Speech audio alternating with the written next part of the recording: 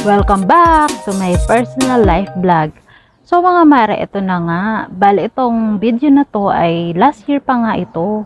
Bali, share ko lang sa inyo kung paano namin sinimulan itong journey natin dito sa pagpapagawa ng aming bahay. Bali sa dati ko nga mga vlog mga mare, nabanggit ko na sa inyo na ikinasal nga kami ng asawa ko ay wala talaga kaming bahay. Yung tipong ang meron lang talaga kami na ikinasal kami mga mare, budget lang namin sa pagpapakasal sa simbahan, aba naman.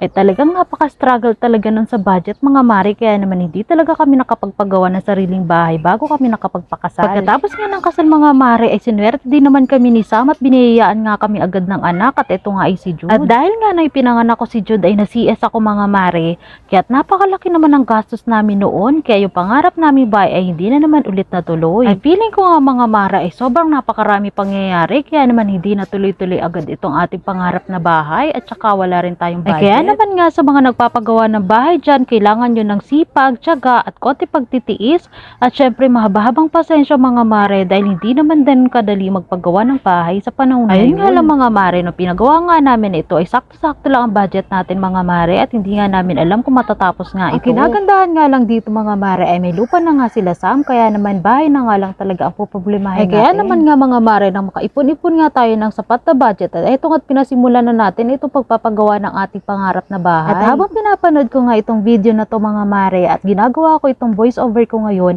ay sobrang natutuwa ako. Akalain nyo yun, ang dating pangarap lang namin, eto nga't unti-unti na binubuo. Ay kaya naman natutunan ko nga mga mare na ang lahat ng bagay ay hindi dinadaan sa mabilisang paraan.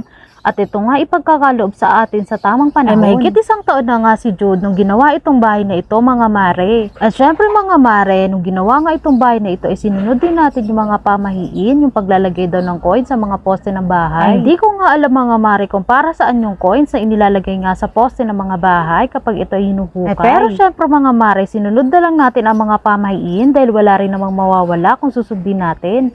Ayan nga't may pagkaway pa ako sa camera, ay bay sobrang selfie pa ako dyan. Sobrang tuwang-tuwa ako niyan mga mare.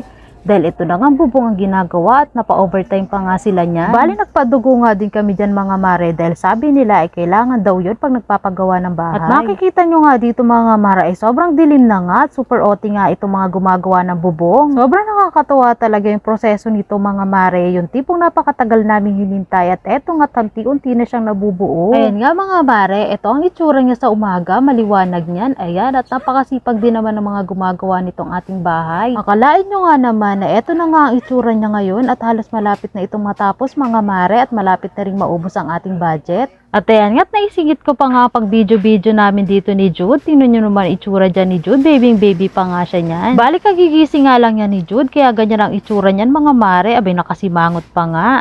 Parang kailan lang, 1 year old lang siya niyan. Ngayon ay 2 years old na nga siya. Napakabilis ang panahon. Ay nakikiusyoso nga din kami niyan mga mare. Ayan nga't patingin-tingin pa nga kami dyan sa gumagawa sa taas. Ito nga si Jude, patinga-tingala pa nga. At ayan nga, tinalik-halikan ko na yan si Jude, abay naumay na yata sa akin kasi pinagigilan ko nga. Eto nga si Samay, napakasipag din mga mare, talaga namang nagpo-monitor siya, lagi siyang nakaantabay dito sa mga gumagawa. Ay sobrang nakakatuwa nga lang na dati pangarap lang namin ito at pinagkikwentuhan nga lang namin. Pero ngayon mga mare, eto na nga't nasarapan na natin at halos patapos na nga ito. Halos tapos na nga rin itong process niya paikot mga mare at lalagyan na nga lang natin ito ng yero. Ayan, medyo hiluhin ko nga lang kayo mga mare dahil pinapakita ko nga sa inyo itong nasa taasan natin mga mare at halos buo. At habang ginagawa ko nga itong video mga mare, eto nga't naisingit ko na naman itong si Jude. Ay napaka-sweet naman kasi at napaka-cute naman na itong batutang. Ay nililibang ko nga niyan si Jude, kaya naman mga mare, pabalik-balik din kami dyan sa gumagawa. Tumitingin nga kami kung anong ginagawa nila para malibang itong bata. At syempre para malibang na nga rin itong kumare nyo, kaya naman ayan nga't nag-uusisa tayo dyan sa mga gumagawa. Ay akala mo naman talaga ay may maitutulong ang balik-balik niya ay charis lang mga mare.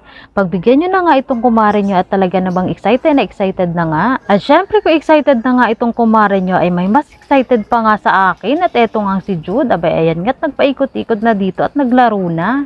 Bale, ito na nga ang loob niya mga mare at tapos na nga itong bahay natin. Ang kaso lang mga mare ay tapos na rin ang budget natin kaya hanggang dito na lang. Maliit nga lang ito pinagawa natin mga mare, sapat lang sa isang maliit na pamilyang kagaya namin. At syempre maliit lang din kasi ang budget natin mga mare at maliit lang din itong lupa. Kaya naman mga mare hanggang dito lang talaga yung napagawa natin. Maganda rin kasi mga mare na kapag may bahay nga ay meron din kahit papaano mapaglalagyan ng mga pananim sa labas. Kaya naman naglagay nga tayo ng space para sa mga tanim. Bali nung ginawa nga itong bahay na to mga mare ay wala man din sa isip ko na magpapagawa kami ng bahay kubo. Kaya naman yung space na para sa pagtataniman sana ay nagkaroon na nga ng kubo ngayon. Ay kaya naman nga hindi ko na rin nasigurado kung makakapagtanim nga rin kami mga mare dahil wala na nga kami space dahil nalagyan na nga ng bahay kubo. Pero naiisip ko na nga lang din mga mare na gawin yung mga napapanood ko na DIY garden na maliit lang yung space pero nakakapagtanim nga sila. Ang plano ko nga mga mare ay gamitin yung mga basyo ng Wilkins ni Jude para mapagtaniman natin. Bali gagawin ko nga yun mga mare sa mga susunod nating mga video. So paano hanggang dito na lang muna mga mare at maraming salamat sa panonood.